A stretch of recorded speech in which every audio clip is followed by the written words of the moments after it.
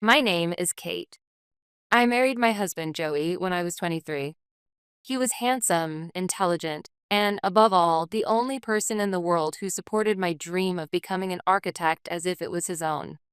We made our home in an apartment in downtown Chicago, firmly believing that a brilliant future lay ahead of us. Focused solely on my goal of one day owning my own architectural firm, I threw myself into my work without distraction. Joey always watched over me with pride. When I won my first design competition and was commissioned to design a small church in the suburbs, he rejoiced like a child and pulled me into a tight embrace. "See? I told you. You're the best architect out there." Those words were the fuel that kept me going. 3 years into our marriage, we naturally began to hope for a new addition to our family. My career was going well, and we were financially stable. It felt like the perfect time to build a wonderful home together. We would talk endlessly about that happy future we imagined. But contrary to our fervent hopes, that moment never came. Every month we would get our hopes up, only to be disappointed. Little by little, the smiles began to fade from our conversations. Unable to bear the growing anxiety, we decided to visit the most renowned fertility specialist in the area. After weeks of thorough testing, the day of the decisive consultation arrived. The doctor's words were more than enough to strip all the light from my world. "I'm sorry, Kate. Your body is in a condition that makes natural conception extremely difficult. In medical terms, you are infertile." In that moment, it felt as though all sound had vanished from the world. The words sounded unreal, like a foreign language, and all I could do was stare blankly at Joey's face twisting in pain beside me. Teetering on the edge of despair, I called my mother, Susan. I wanted, at the very least, for her to share in my pain and comfort me. But the words that came through the receiver were like shards of glass, tearing my heart to pieces. "Infertile? What did you say? Oh, what a shame. So in the end, you're just an empty vessel." Poor Joey. "To think you can't even fulfill your role as a woman. You're a complete failure." She hung up abruptly, and with that click, my heart shattered too. I collapsed to the floor and cried in silence. The person who saved me then was my father, Dan, calling to check on me. "Don't listen to your mother, Kate. Your worth has nothing to do with whether you can have children. You're my daughter, the one I'm most proud of in the whole world." My father's warm words were like a single ray of light cutting through the darkness. But back then, I had no idea that even that light was about to be swallowed by a deeper shadow already opening its jaws beside me. While I was taking comfort in my father's words, my mother was secretly plotting something that would destroy my entire life. After that cruel diagnosis, the air between Joey and me grew noticeably heavier. He still tried to show concern, but in the depths of his eyes I began to see something that hadn't been there before: pity and perhaps the faintest trace of irritation. "It's okay, Kate. We'll get through this together," he would say, pulling me into his arms. But for some reason, those arms felt unreliable and empty. That was around the time he started coming home later and later. A last-minute meeting came up, or dinner with a client ran late. The reasons were always work-related. As an architect myself, I understood the irregular hours of the job, so at first I suspected nothing. But there were several nights when I woke up in the middle of the night and heard his hushed voice from the living room. When I stepped out of the bedroom, he would hastily hang up and force a stiff smile. "Work call," he'd say. At some point, his phone was suddenly locked with a new password. What disturbed me even more was the presence of my younger sister, Ashley. "I came because I was worried about you," she said, and started to visit our apartment frequently. She would always show up carrying my favorite cakes or flowers, offering gentle words of concern for my health. But it didn't take long for me to realize her true focus wasn't me.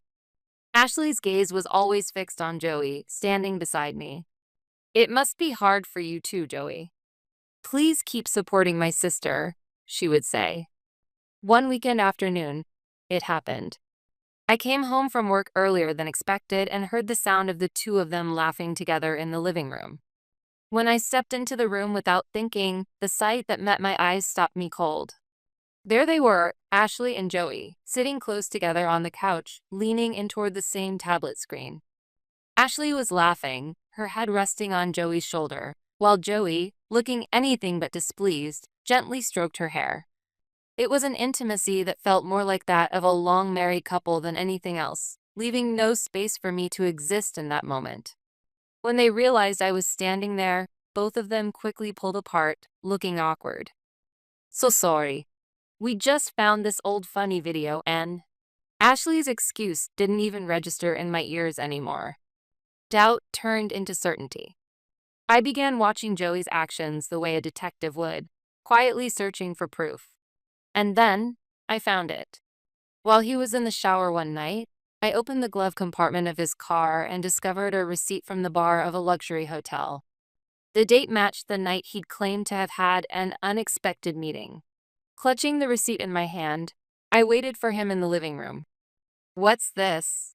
At the sound of my trembling voice, Joey's expression flickered with a hint of unease, but he quickly regained his composure and let out a deep sigh. That reaction alone told me everything I needed to know. I guess there's no point in hiding it anymore. What followed was a confession far more cruel and deliberate than I had ever imagined. He admitted that his relationship with Ashley had been going on for months, and behind it all was my own mother. "Your mom told me she can't give you what you want anymore. But Ashley can. She kept encouraging me to see her, saying it was for our future," Joey explained as if he were a victim himself. "At first, it was just to talk, to find ways to support you. But the more we met, the more I was drawn to her youth. And the fact that she's healthy enough to have children. In other words, my mother had offered my husband to my own sister. My family had been conspiring to corner me from the very beginning. That truth cut far deeper than the infidelity itself. And then he delivered the final blow. Ashley's pregnant. I wanted a child, Kate. He said it as calmly as if he were ending a business contract. I'm sorry, Kate. I don't want to hurt you, but I need a child who carries my genes. And Ashley can give me that. It's something you can't do anymore. Something you can't do anymore. Those words sliced through the softest part of my heart like a blade. My mother's earlier words, empty vessel, echoed again and again in my head. I couldn't even cry. I had been betrayed not only by the man I loved, but also by my only sister and even my own mother, discarded like I was nothing more than worthless junk. The divorce process moved forward with surprising speed and cold formality.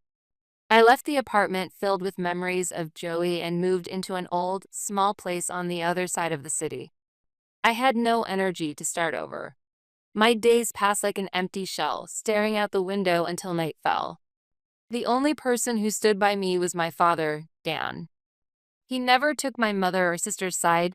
He simply listened quietly to me and said firmly, "You did nothing wrong. I will always be on your side." A few days later, his voice shook, but his resolve was unshakable when he told me, "Kate, I've decided to divorce your mother. I can't stay in that family anymore." The words shocked me. "That, because of me? This isn't because of you. There are lines you simply don't cross as a human being. I'll leave, but as a father and a husband, I'll still fulfill my basic responsibilities. Just know that my heart will always be with you. Don't ever forget that." Hearing the pain in his voice on the other end of the line, I broke down and sobbed. Sometime after I deleted all my social media accounts to sever ties with the past, I received a message from a mutual friend. "You might not want to see this, but..." Attached was a single photograph. Ashley, wearing a pure white wedding gown, smiling blissfully. Beside her, Joey, his hand resting gently on her slightly rounded belly, grinning from ear to ear. And flanking them, beaming with pride, was my mother, Susan. That one photo shattered whatever scraps of hope I had left. I hurled my phone against the wall, collapsed to the floor, and screamed like a wounded animal. That was how the first chapter of my life came to a close, in total and absolute despair. For the first few months, it felt like I was wandering through a dense fog. My days were hollow, nothing but empty time slipping away. Morning after morning, I couldn't find a reason to get out of bed. I would lie there staring at the stain on the ceiling until, before I knew it, the sky outside my window had gone dark. I couldn't bring myself to focus on my work as an architect. Every project I'd been working on was handed over entirely to my assistant. The blueprints I had once poured my heart into now felt like nothing more than scraps of paper, disconnected from me entirely. What pulled me back into reality was a phone call from my father. "Kate, that church you designed was featured in a small column in an architecture magazine." At his words, I felt the faintest warmth seep into the ice that had gripped my heart. Yes, I still had this. Something neither Joey, nor Ashley, nor even my mother could ever take away from me. From that day on, I threw myself into my work. Every ounce of grief, anger, and emptiness I channeled into concrete, steel, and glass. I sketched and drafted day and night, built models, visited construction sites. In those moments, I could forget the nightmare I had endured. My designs became bolder, more powerful. I realized, almost wryly, that my wounds had given my creativity a deeper, more complex edge. Then one day, my father called to say, "There's someone I want you to meet." Honestly, I had no energy for new connections, but I couldn't turn down his request. I made my way to the restaurant he'd specified, my steps heavy. That's where I met Lucas. He was the son of one of my father's longtime friends and ran a renewable energy company. He didn't have Joey's flashiness, but his calm, intelligent eyes and the way he listened intently left a strong impression. "Your father has told me about you. He says you're an exceptional architect," he said, showing me a photo of the small church I had designed. "The way you've captured the light here is remarkable. It's as if the entire building is breathing." His words carried genuine respect, not polite flattery. He saw me, not my appearance, not my family background, but me, Kate the architect. It was a feeling I hadn't experienced in a very long time. That day, we talked endlessly about our work, and by the time we parted, my heart felt lighter, warmer than it had in months. After that, we naturally began seeing each other. Lucas never pried into my past. His quiet kindness was like gently peeling away a hardened scab, slowly healing the wound beneath. As our time together grew, I realized I was developing feelings for him. One night, a little over 6 months into our relationship, we were driving home after having dinner at a lakeside restaurant. In the car, I gathered my courage and spoke up, my voice trembling. "Lucas, there's something I need to tell you." He pulled over to the side of the road, turned off the engine, and waited silently. I was married before. We divorced because I found out I can't have children. I'm infertile. The moment the words left my mouth, I shut my eyes tightly. He might look at me with contempt or pity. Either way, I was ready for our relationship to end here. But after a brief silence, the voice I heard was calm and steady. "Kate, open your eyes." When I did, Lucas was gently holding my hands in his warm ones. "I love the way you design buildings full of light and beauty. I love your passion for your work. And yes, even the quiet, lonely smile you sometimes wear. I love all of Kate Manning. Whether we have children or not doesn't change the value of the future we'll build together." At that, tears poured down my face, not from sadness, but from a deep, soul-healing warmth. A year later, we had a small wedding. Lucas's parents knew my entire past, yet they embraced me and said, "We're so glad you're part of our family," holding me as if I were their own daughter. It was the kind of unconditional love my mother, Susan, had never given me. Life was peaceful, filled with comfort and the joy of being truly loved. Then one morning, I woke up feeling strangely different, an unfamiliar heaviness in my body, nausea in my chest. I thought it might be a cold, or just exhaustion from overwork. But when the symptoms persisted for weeks, Lucas insisted I see an obstetrician, just to be safe.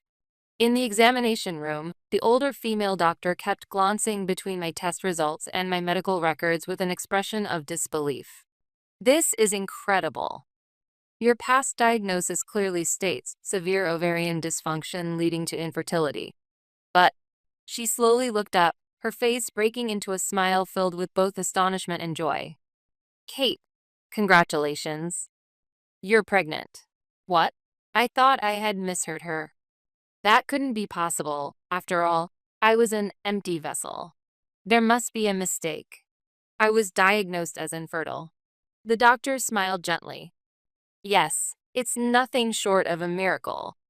In the medical world, there are rare cases like this.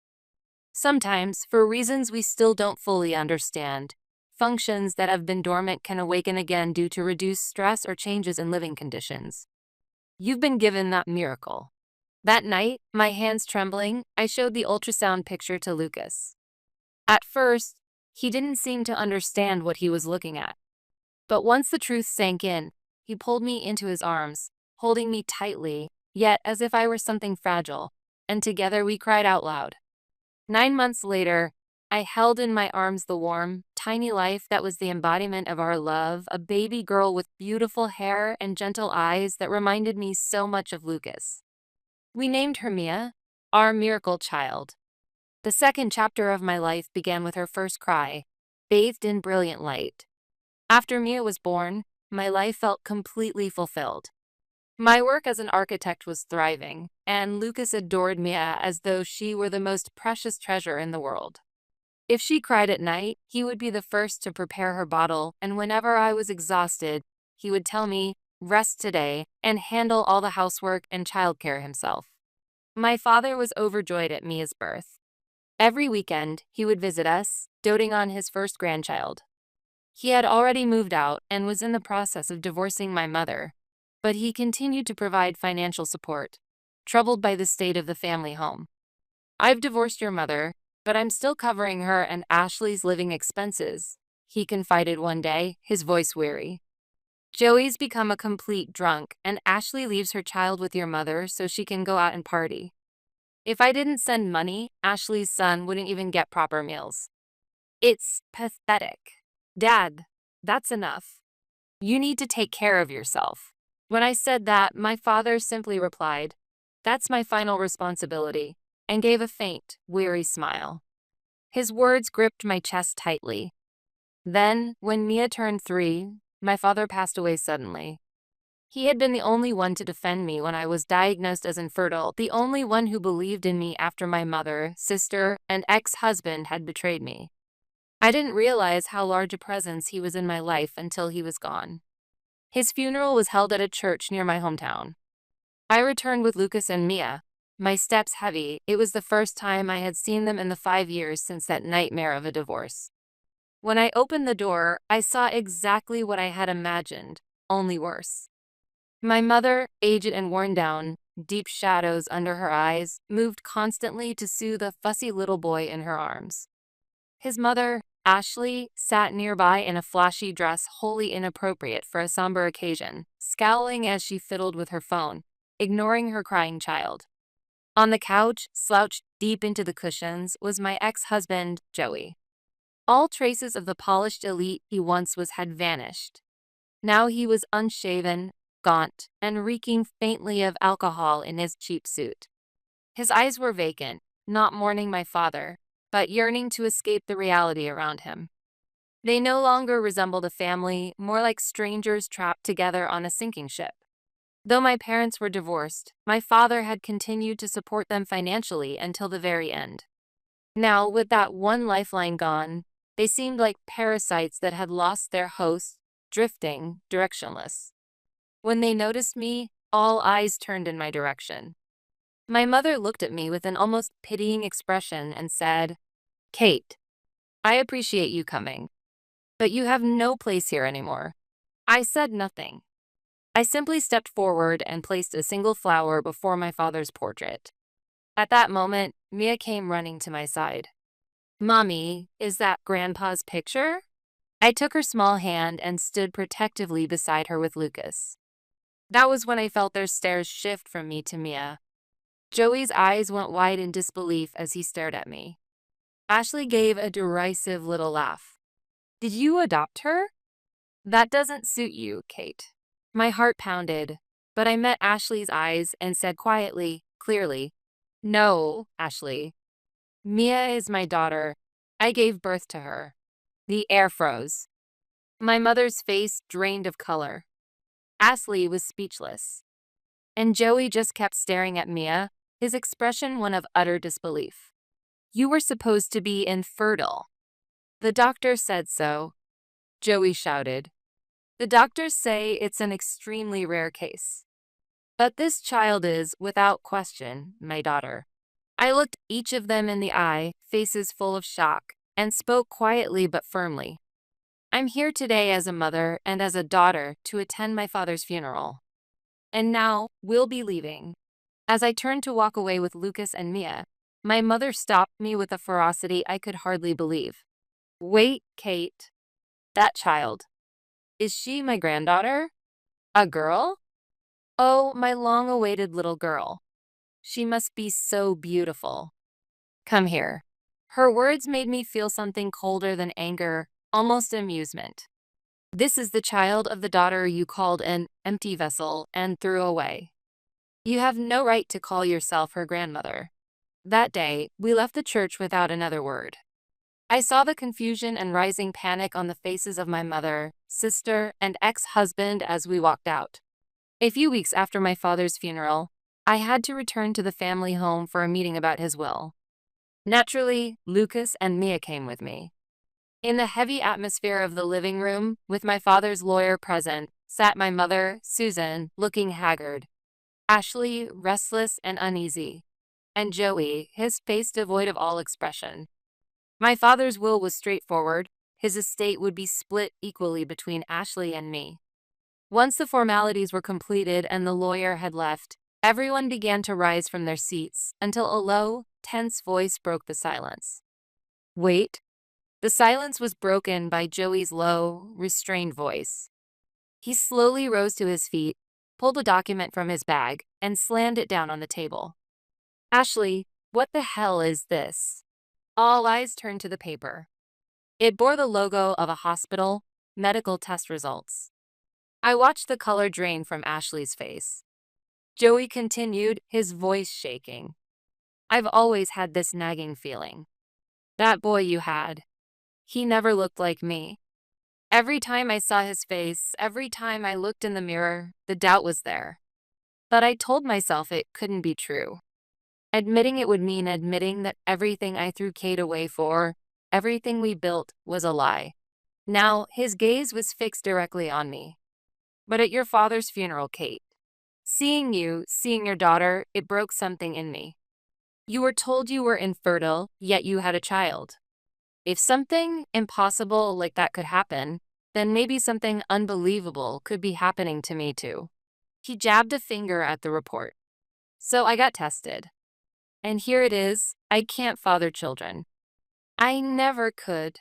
His voice rose to a roar that shook the silent room. Which means the boy you gave birth to isn't mine. Ashley, whose child is he? That's impossible.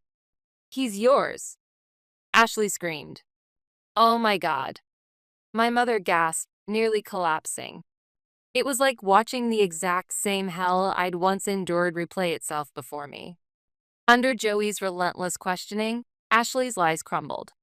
Sobbing, she admitted that during her relationship with him, she had been seeing multiple other men, and she didn't even know who the father of her child was. Joey's world seemed to collapse in that instant. He sank onto the sofa, then, moments later, stumbled forward and dropped to his knees before me. Kate, I'm sorry. I made an unforgivable mistake. I never understood you, or your worth. Please, give me another. I cut him off, my voice quiet but resolute. Joey, look at me. Your story is over. And there's no place for me in it anymore. At that, he fell silent, his sobs the only sound in the room. Then my mother, Susan, lunged at me, her expression desperate, clutching at me like someone grabbing the last thread of a spider's web. Kate, please. Don't abandon us.